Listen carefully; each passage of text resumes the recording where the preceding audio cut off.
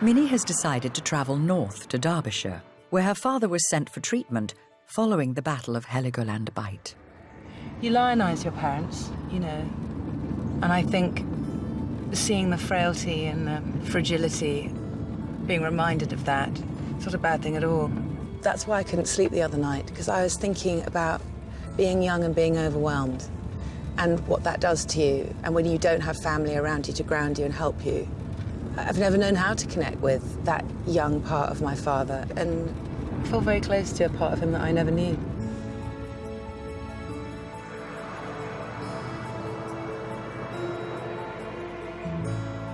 Ronnie Driver arrived in the Peak District town of Matlock in early 1940. He was treated at Rockside Hall, a former spa hotel which the RAF had converted into a specialist psychiatric hospital. It is now a block of luxury flats.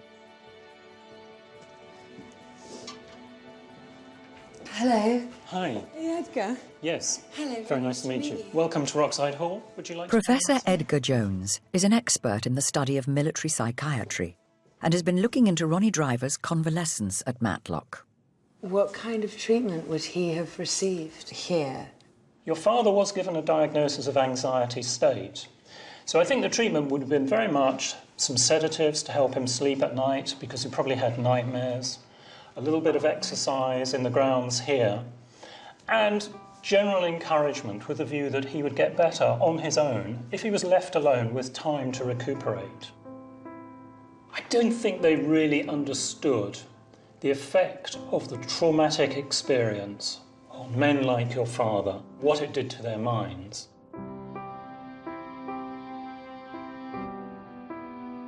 Flying stress as a result of air combat was a condition that had been studied during World War I. But the RAF were unprepared for the psychological impact of the huge casualty rates suffered by bomber crews in World War II. Of the 125,000 airmen who served in Bomber Command during the war, more than 55,000 died in action. And surviving crew members suffered much higher rates of mental breakdown than expected. The intense bonds that formed between members of the same crew gave them determination, confidence, the ability to go on in extreme hazard. But it was a double-edged sword, because if one member of the crew was killed, it was devastating for the others. So Dad's best friend, who was the rear gunner, was killed during this battle. Would that have had a sort of an accelerated impact? If they did try to get Water Lily out of the rear gun turret, then your father would have seen his dead body. And we know from experience just how traumatic it is to see a corpse in such a situation. And to know that you couldn't get him out. We found this document here which tells us a little bit about Water Lily. Leading aircraftman Walter Lilly, late of Helena Street, Kippax, was killed in action, it is assumed, on the 18th of December. He was home on leave recently and was a well-known ambulanceman, respected by all who knew him.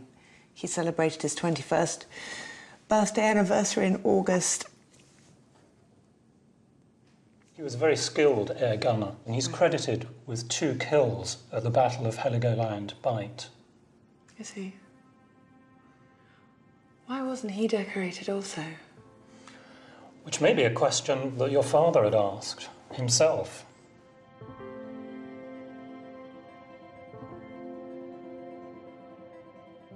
Do you know what happened to my father after he left Matlock? If we come down here to December 1940, which is almost the anniversary of the Battle of Heligoland Bight, you can see that he's in hospital again. He's discharged. He's in hospital again.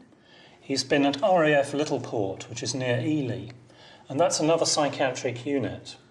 So it looks as though his treatment here at Matlock was incomplete. The interesting thing is, he doesn't give up.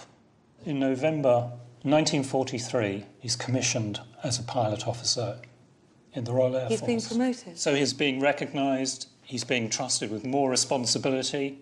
There's no sense that he's been flawed by his traumatic experience. In June 1944, he's promoted to flying officer, And we've got a photograph of him taken a few months after that, in September, here, where he's wearing his officer's uniform. My God. Wow. He looks so lovely. I've never seen it, but this is my dad on his wedding day to Anne Wilshaw, who was his wife. They look so young and so sweet. It not only shows him getting married, but moving up in social status, because Anne Wilshaw's father was obviously Sir Edward Wilshaw, who was the chairman of Cable and Wireless. And it's interesting that in the picture you can see he's wearing his best uniform, but the thing that seems to be missing is his decoration. He's not wearing his Distinguished Flying Medal. Yeah, no medal. I just understand him so much better because of this. He had this extraordinary experience in the Battle of Heligoland Bight, and it almost broke him. He healed by going back and carrying on. He healed by continuing, by not being broken. And I see that's what drove him. And I really understand him throwing his medal into the river. I understand the significance, the symbolism of chucking it into a body of water, you know, that swallowed up his lovely friend and so many other men.